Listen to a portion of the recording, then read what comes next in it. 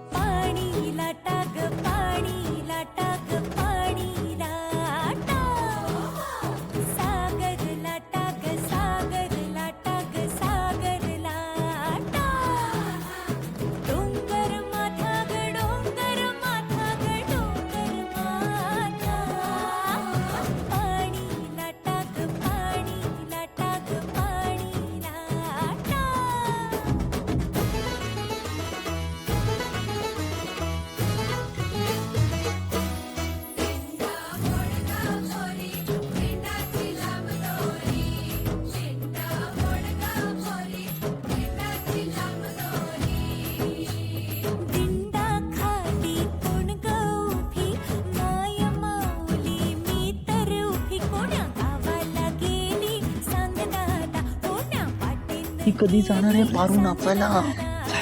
जाईल थांब ना जरा ते तर दूर धरावं लागेल, जमेल ना? अरे पण नाही जाते ती, नाही जाईल ना अरे पण त्याचा काय संबंध आहे? संबंध आहे आपलं कळत आपलं कळत काय मावशी मावशी सोडा। हे बघितलं, हे सगळे जण चोरून आपली प्रॅक्टिस बघत होते। आई व्यंकी, सॉरी सॉरी हो मावशी, सॉरी का? अरे सॉरी सॉरी, खरंच सॉरी। ऍक्च्युली आम्हाला प्रॅक्टिस बघायची होती तुमची। हा, आणि तुम्ही बघूच देत नव्हता म्हणून हे। अरे आम्ही तुम्हाला सांगितलेलं असताना सुद्धा तुम्ही आगाऊपणा केलात ना? अरे करू दे रे आम्हाला प्रॅक्टिस, कशाला मध्ये मध्ये अडथळा आणताय? चला निघा इकडनं, चला लगेच। मावशी मावशी मावशी राहू दे ना, आम्ही काही त्रास पण नाही देणार तुम्हाला, खरंच। एकदम शांत बसून एकदम शांत बसून प्रॅक्टिस बघतो। ओके आणि मी मगाशी म्हटलं ना, भूक लागली तर मी खायला आणून देऊ शकतो। अजिबात चालणार नाही। मावशी मावशी प्लीज बोल ना आईला। नाही नाही म्हणते ना ती, मग वा चला चला निघा। ठीक आहे मग आता काय, चला जातो आम्ही। मला एक प्रश्न आहे, आता काय? पारू का नाही डान्स करते? आदित्य, पारूने का डान्स करायला हवाय तुला? अरे नाही मला नाही। ती ना मोलकरीण आहे आपल्या घरात, सर्वंट काम करते है ना? आणि हा जो खेळ खेळतोय ना आम्ही मंगळागौरीचा, तो लग्न झालेल्या बायका खेळतात। तिचं लग्न झालंय। खर तर मला पण पारूनी नाचायला हवंय, या खेळात भाग घ्यायला हवाय, पण तीच नाही म्हणते।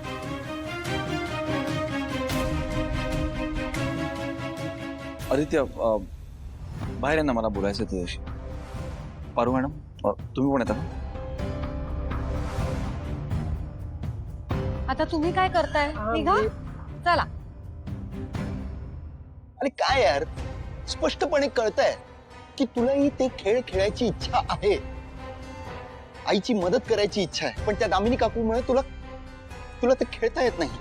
पण मी खरंच सांगतोय, याला ना दामिनी काकू जबाबदार नाहीये, मी जबाबदार आहे, माझी चूक आहे। विठ्ठल सर, तुम्ही स्वतःला दोष नका देऊ। अरे नाही तर काय, माझ्यामुळे आपण आपल्या नात्याबद्दल कोणाला सांगू शकत नाहीये ना।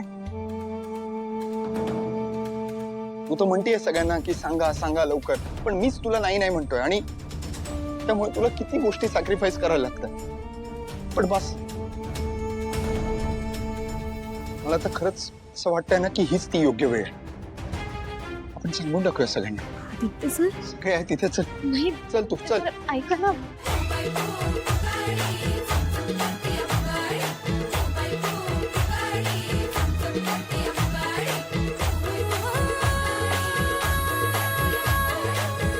एक मिनिट एक सेकंड जरा ते म्युझिक ऑफ करायचं please. काय झालं? बोल बाबा।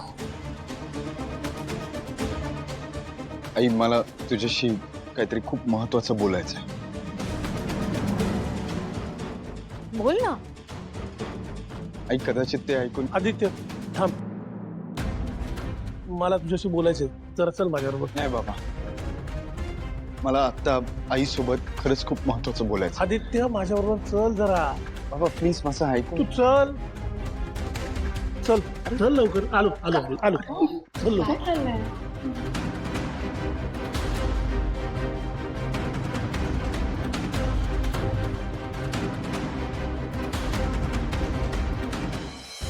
ऐक ऐक ऐक पण हे बघ, रागाच्या भरात काहीही करू नकोस. काय यांचं वागणं आहे? म्हणजे घरातल्या सगळ्या बायका डान्स मध्ये आहेत, फक्त पारूला बाजूला काढलं का? पारू नोकर आहे म्हणून तुम्हाला तरी पटतंय का? नाही, अशा वेळी मी तिच्या बाजूने उभं राहायला नको का? बघ, पारूवरती अन्याय होतोय, मान्य आहे मला, पण तुझं आणि तिचं लग्न झालंय हे अहिल्याला सांगण्याची ही वेळ नाहीये. ऐक माझं, तू विसरतोयस, तू फक्त आदित्य नाहीयेस, तू आदित्य किर्लोस्कर आहेस. आणि पारूशी लग्न करणं ही किर्लोस्करांसाठी खूप मोठी गोष्ट आहे. त्यामुळे अहिल्याला असं तडकाफडकी नको सांगूस. तिला काय सांगायचं याचा विचार कर, तिला विश्वासात घे आणि मग सांग. बाबा पण ऐक ऐक ना, आधीच लक्ष्मी आणि अहिल्या एका मोठ्या प्रसंगाला तोंड देतात रे. त्यातून त्यांच्या समोर नवीन प्रसंग उभा नको करूस, प्लीज. ऐक.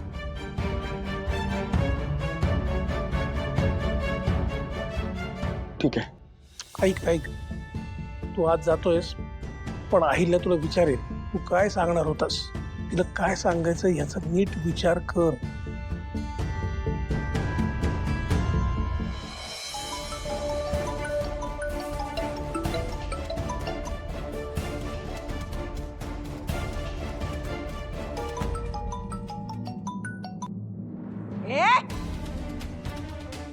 काय ग? ए सिंचना, तुझं कशाला आता डोकं फिरलं आणखीन? हा, पुण्यातला नशीब फोडून घेण्याची इच्छा झाली आता. त्याचं कसलं नशीब फुटलंय आजी? नशीब तर माझं फुटलंय, त्याच्याशी लग्न करून. हा, म्हणजे तुझा नवरा, हा म्हणजे तो बेकार अजून तुझा पिच्छा सोडत नाहीये. बघ ना आजी, मला नाही बोलायचंय त्याच्याशी, तरी सुद्धा कंटिन्यू हरीश मला फोन करतोय. अगं सिंचू, शेवटी नवरा आहे तुझा, फोन करणारच ना तुला. नवरा आहे म्हणून फोन करणार म्हणे. अगं पण आई, मला त्याच्याशी नाही बोलायचंय. हे पुरुष एवढे हट्टी का असतात ग? हे मात्र अगदी बरोबर बोललीस ना तू. पुरुष ना हट्टीच असतात, आणि या पुरुषांच्या समोर ना आपल्या बायकांचं कधीच काही चालत नाही. आता या सिद्धूचंच बघ ना, 2 दिवस झाले हा सिद्धू कुठे गेलाय, जाताना काही सांगितलं नाही, कधी परत येणार आहे सांगायची काही शिस्त सुद्धा नाही. आणि आता त्याला काही बोलायला गेलो तो उलट तो आम्हालाच ऐकवेल, सरळ म्हणेल तुम्ही नाट लावताय ना म्हणून मी तुम्हाला काही सांगत नाही.